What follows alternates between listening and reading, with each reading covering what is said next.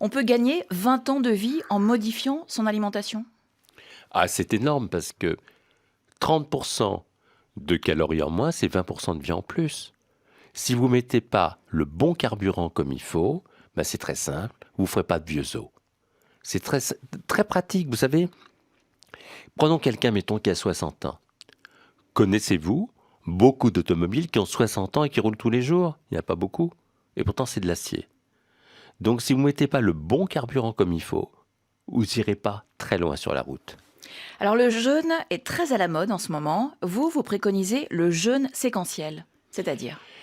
Le jeûne séquentiel, qu'est-ce que c'est? C'est pendant 14 heures, vous arrêtez de manger, vous buvez de l'eau, du thé, des tisanes, le tout sans sucre, sans édulcorant. Vous hydratez bien, c'est important. Autrement dit, qu'est-ce que ça veut dire? C'est 2 repas au lieu de 3, ou un repas éventuellement. S'il n'y a pas de contre-indication, d'autres médecins traitants. Alors qu'est-ce que ça veut dire? Ça veut dire que, vous savez, à chaque seconde, on produit 20 millions de cellules pour remplacer nos cellules usées ou mortes. Et plus on avance en âge, plus le risque d'erreur de copie survient, qui peut donner lieu à des cancers. Eh bien, on s'est aperçu que quand on jeûne de cette façon-là, on renforce son ADN et on fait moins d'erreurs de copie. C'est très important. Vous savez, toutes les religions du monde, depuis le début de l'humanité, parlent de jeûne comme un message du fond de la nuit des temps. Bouddha d'ailleurs prenait qu'un seul repas par jour.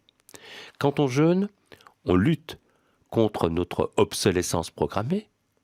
On laisse au corps le temps de se régénérer, de se réparer.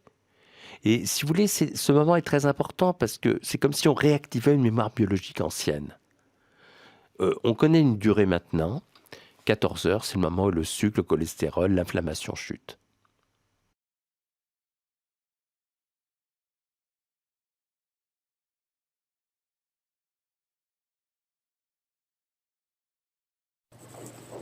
This Ramadan brings with it 18-hour fast at the peak of summer, a challenge for the body and mind.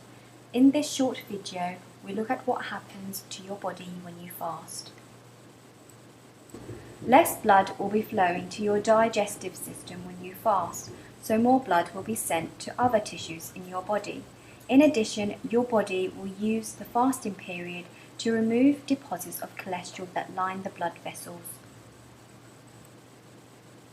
When you breathe, your body can absorb thousands of toxins which are infused in the environment around us.